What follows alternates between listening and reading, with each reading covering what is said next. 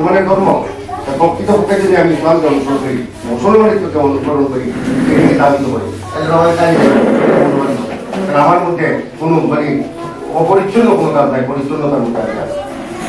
তারপরে আমি আহ্বান করবো, আপনারা সবাই কেন জ্ঞানী মানুষ, বুদ্ধিমান মানুষ, এবং আপনাদের সন্তান নষ্ট হচ্ছে, কিন্তু যদি সঠিক জায়গা বাছাই করতে না পারে, নির্ধারণ করতে না পারে, তাহলে আপনার সন্তানকে আপনি প্রচেষ্টাই করেন ভালো জায়গায় পৌঁছতে পারবেন না, তাদের জীবন থেকে সে নষ্ট হবে।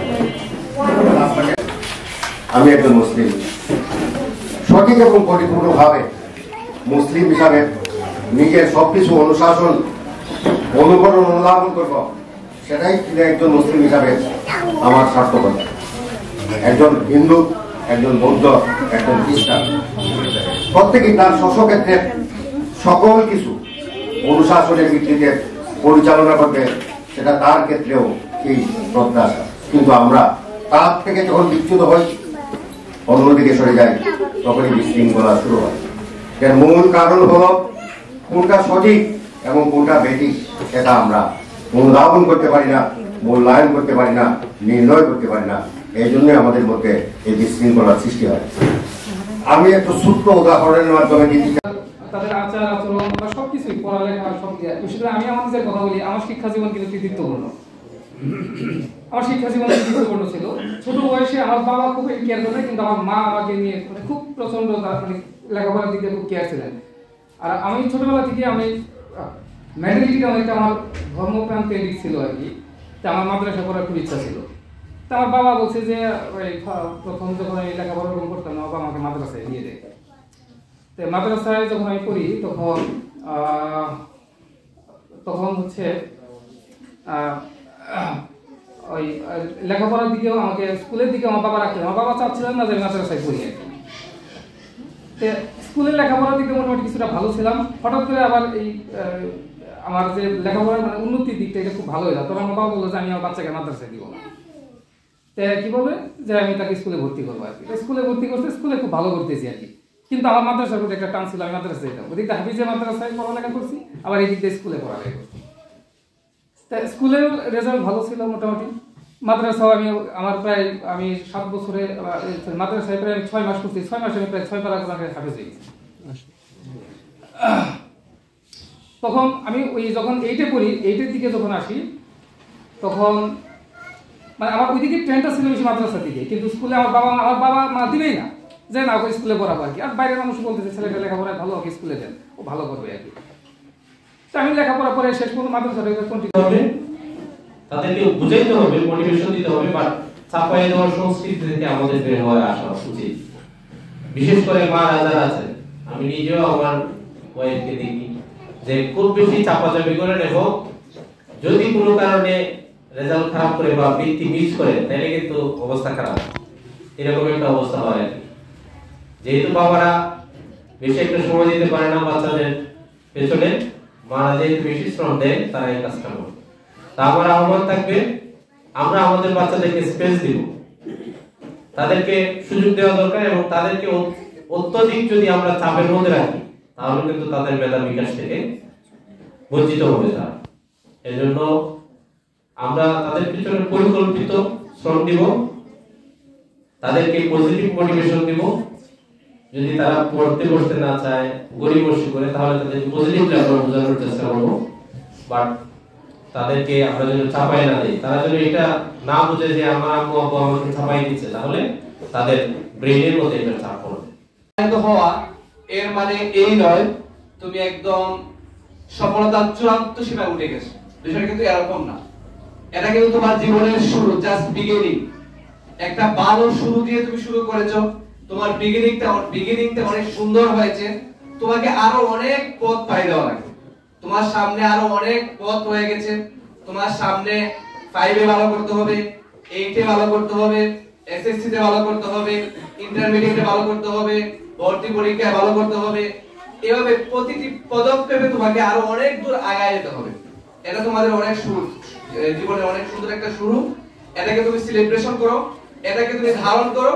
আমরা তোমাকে এটার মধ্য দিয়ে, এই ক্রেস্টের মধ্য দিয়ে, এই উপহারের মধ্য দিয়ে তোমাকে এই দায়িত্ববোধ জাগ্রত করতে চাই।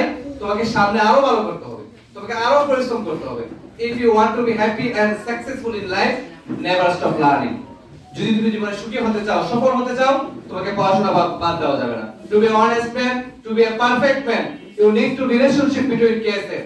একজন সফল মানুষ হওয়ার জন্য, একজন পরিপূর্ণ মানুষ হওয়ার জন্য, একজন সৎ মানুষ হওয়ার জন্য তোমাকে তিনটা বিষয়ে সমন্বয় রাখতে হবে। KSA, knowledge, skill and attitude. জ্ঞান, দক্ষতা এবং আচরণ। আমরা এইগুলো সমন্বয় সাধন করব। আমরা বেশি বেশি পড়াশোনা করব। লিও টলস্টয়কে বলা হয়েছিল এই জাতির যুবকদের উদ্দেশ্যে ভাষণ দেন। তিনি বলেছেন, I have three advices for young generation. Read, read and read.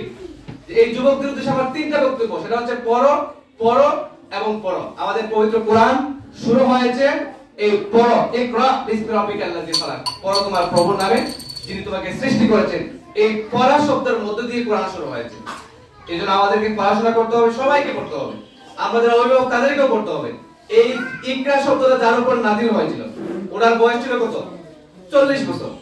উনি যাকে গিয়ে প্রথম বলছিলেন, ওনার বয়স ছিল 55 বছর। খাদিজা রাদিয়াল্লাহু তাআলা। তাইলে এই পড়াটা শুধুমাত্র ছাত্ররা পড়বে এরকম বিষয় না, আমাদের সবাইকে পড়াশোনা করতে হবে। আবার প্রথম কথা, সে দ্বিতীয় কথা হচ্ছে সম্মানিত অভিভাবক বলবো, এখানে আমাদের সব ধরনের অভিভাবক রয়েছেন। আমাদের সম্মানিত অতিথিবৃন্দ, তোমার সামনে আরো অনেক পথ রয়ে গেছে। তোমার সামনে 5 এ ভালো করতে হবে, 8 এ ভালো করতে হবে, এসএসসি তে ভালো করতে হবে, ইন্টারমিডিয়েটে ভালো করতে হবে, ভর্তি পরীক্ষায় ভালো করতে হবে। এভাবে প্রতিটি পদক্ষেপে তোমাকে আরো অনেক দূর আগায় যেতে হবে। এটা তোমাদের অনেক জীবনে অনেক সুন্দর একটা শুরু। এটাকে তুমি সেলিব্রেশন করো, এটাকে তুমি ধারণ করো। আমরা তোমাকে এটার মধ্য দিয়ে, এই ক্রেস্টের মধ্য দিয়ে, এই উপহারের মধ্য দিয়ে তোমাকে এই দায়িত্ববোধ জাগ্রত করতে চাই। তোমাকে সামনে আরো ভালো করতে হবে, তোমাকে আরো পরিশ্রম করতে হবে। If you want to be happy and successful in life, never stop learning. যদি তুমি জীবনে সুখী হতে চাও, সফল হতে চাও, তোমাকে পড়াশোনা বাদ দেওয়া যাবে না। To be honest man, to be a perfect man, you need to relationship between cases. একজন সফল মানুষ হওয়ার জন্য, একজন পরিপূর্ণ মানুষ হওয়ার জন্য, একজন সৎ মানুষ হওয়ার জন্য তোমাকে তিনটা বিষয়ে সমন্বয় রাখতে হবে। KSA, knowledge, skill and attitude. জ্ঞান, দক্ষতা এবং আচরণ। আমরা এইগুলো সমন্বয় সাধন করব। আমরা বেশি বেশি পড়াশোনা করব। লিও টলস্টয়কে বলা হয়েছিল এই জাতির যুবকদের উদ্দেশ্যে ভাষণ দেন। তিনি বলেছেন, I have three advices for young generation. Read, read and read. এই যুবকদের উদ্দেশ্যে আমার তিনটা বক্তব্য, সেটা হচ্ছে পড়ো, পড়ো এবং পড়ো। আমাদের পবিত্র কোরআন শুরু হয়েছে এই পড়ো, ইকরা বিসমি রাব্বিকাল্লাযী খালাক। পড়ো তোমার প্রভুর নামে যিনি তোমাকে সৃষ্টি করেছেন। এই পড়া শব্দের মধ্য দিয়ে কোরআন শুরু হয়েছে। এইজন্য আমাদেরকে পড়াশোনা করতে হবে, সবাইকে পড়তে হবে। বৃন্দাবন কলেজের সম্মানিত সহকারী অধ্যাপক, ওনার কাছ থেকে ওনার জীবনী থেকে কিছু কথা বলছেন। এই কথাগুলা আসলে আমাদের বাচ্চাদের শোনা এবং জানা এবং যা আজকে জানলো এর থেকে অবশ্যই তারা উৎসাহিত হবে, অনুপ্রেরণা হবে।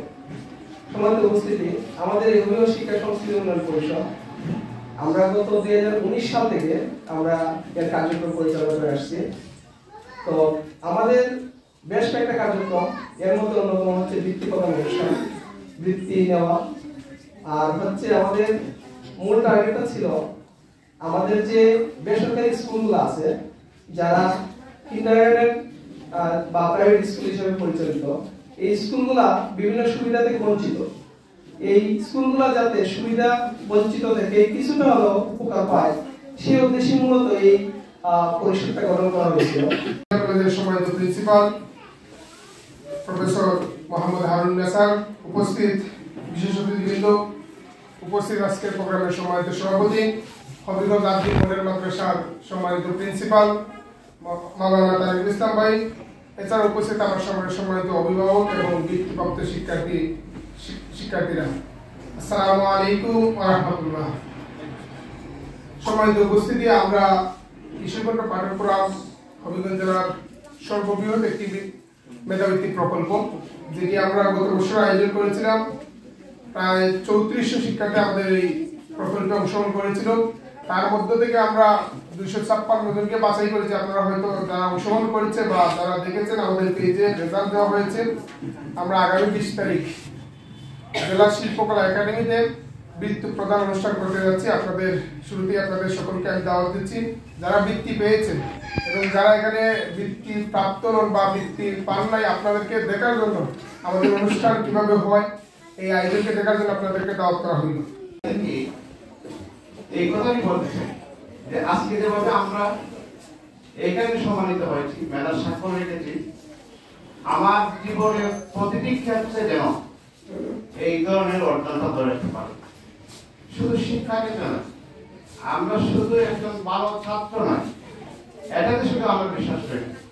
আমরা একজন ভালো ছাত্র হওয়ার পাশাপাশি একজন ভালো মানুষ যাতে হতে পারে, একজন ভালো মুসলমান যাতে হতে পারে। যে হাদিস যে কোরআনে জবাবে আসছে যে সেই প্রকৃত মুসলমান যার কাজ এবং জিহ্বা থেকে অপর মুসলমান নিরাপদ। এই বিষয়গুলো যদি এখন থেকে আমরা কিছু প্র্যাকটিস করতে পারি, যে আমি ভালো ছাত্র হব, মেধাবী ছাত্র হব এবং একজন ভালো মানুষ হব, তাহলে আমাদের যে শিক্ষার উদ্দেশ্য যে আমরা সুশিক্ষিত একটি সুনাগরিক সম্পৃক্ত একটি দেশ গড়তে চাই, একটি জাতি গড়তে চাই, আমাদের কাঙ্ক্ষিত শিক্ষা